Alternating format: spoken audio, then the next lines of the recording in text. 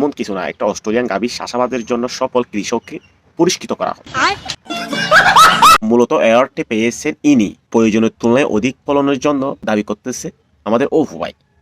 এটা নিয়ে কথা বলিস না, এটা তোর অকাতের বাইরে। অবশ্যই গাভীর দুধের ফলন যতই বেশি হোক না কেন সেটার দায়িত্ব তো গাভীর মালিকই। সো এই অ্যাওয়ার্ডের মালিক তো আমাদের অপু ভাই।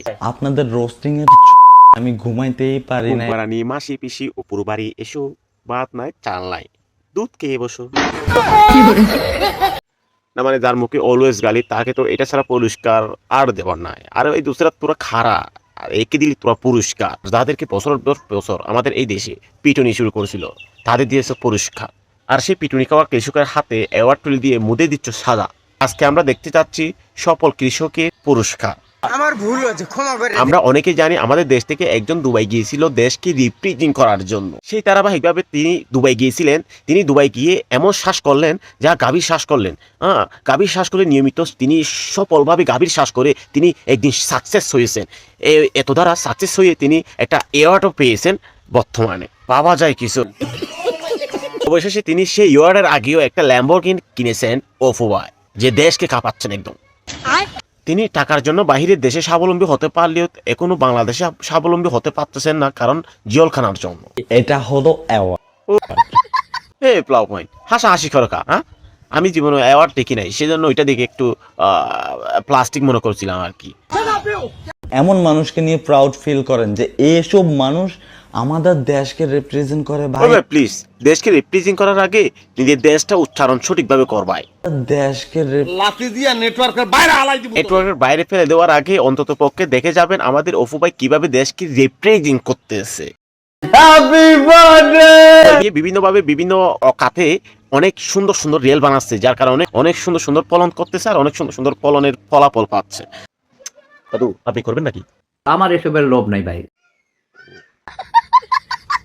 এত সুন্দর সুন্দর রিয়েলস করে আমাদের দেশকে রিপ্লেস করতেছে। শুধু এটাই না, আরো আছে আমাদের দেশকে সুন্দর করে রিপ্লেস করতেছে।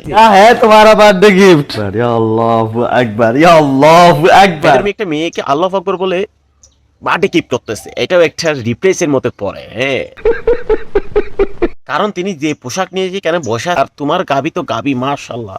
হ্যাঁ, যেভাবে তুমি সাথে পুজো রাখছো এখানে, তুমি এটা আল্লাহু আকবার শব্দ এটা এখানে বলার যোগ্যতাও না। সুতরাং ওইটাও একটা রেফারেন্সের মধ্যে পড়ে। যে এই অ্যাওয়ার্ড তো 20 টাকা দিয়ে পাওয়া যায় বাজারে। আচ্ছা যদি আমি বলি বাজার থেকে 200 টাকা দিয়ে ওইটা কিনে নিচ্ছি, তাহলে কি করবে? আপনি টাকা দিয়ে এই অ্যাওয়ার্ড কিনতে পারবেন না। আপনি কোটি টাকার মালিক হয়ে এই অ্যাওয়ার্ড কিনতে পারবেন না, কারণ এই অ্যাওয়ার্ড আপনি টাকা দিয়ে যদি কিনেও ফেলেন, আপনার যে সম্মানটা পাওয়ার সেই সম্মানটা আপনি এটা থেকে পাবেন না। ভাইয়ের সম্মান মনে হয় একদম পিছন থেকে দিয়া একদম মাথার উপর তুলা ফেলাইস। যে সুখটা পাবেন, যে আনন্দটা পাবেন, সেটা আপনি 20 টাকা দিয়েও আপনি কিন্তু কিনতে পারবেন। কোন সুখের কথা বলতেছে একমাত্র লিজেন্ড হলে বলতে পারবে। নিজেই স্বীকার করেছে এই অ্যাওয়ার্ডটি পাওয়া অনেক অসম্ভব এবং সম্ভব করেছে রবি নামে এক ব্যক্তি। Rabi Chowdhury brother, big respect, thank you so much brother. আপনি প্রমাণ করে দিচ্ছেন যে অসম্ভবকেও সম্ভব করা যায়। মানে একটা ছোট চাটো ব্যবসায়ী এবং কৃষক যদি অপু ভাইকে 200-300 টাকা দিয়ে যদি একটা অ্যাওয়ার্ড কিনে দেয়, তাহলে সেটাও কি সম্মানের সাথে একদম শরীর শুকাইয়ে মুখ বইরে যাবে নাকি?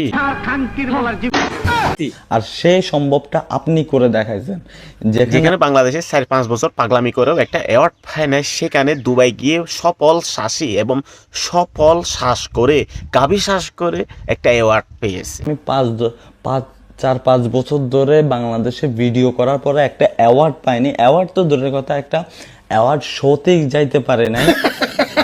অ্যাওয়ার্ড পাওয়া মানে বাংলাদেশের সবচেয়ে সম্মানী ব্যক্তি হওয়া, এটা অসম্ভব। যে কেউ অ্যাওয়ার্ড কিনে দিবে তুমি বাংলাদেশের সবচেয়ে সম্মানী ব্যক্তি হয়ে যাবে, ইম্পসিবল। তুমি যেভাবে ভাবতেছো সেভাবে না। ইন্ডিয়ার কোনো গাবি না যে তুমি চাইলে তোমার ফ্লাইটে পাইবা। আজকে ভিডিওটা একটু করা হয়ে গেছে মনে হয়। আসলে গাইস যদি ভুল হয় সরি। যদি চ্যানেলটা সাবস্ক্রাইব না থাকে একটু সাবস্ক্রাইব করে দিন। যদি ভিডিওটা ভালো লাগে লাইক কমেন্ট করে দিবেন। দেখা হবে নেক্সট ভিডিওতে। আজকের মতো খোদা হাফেজ।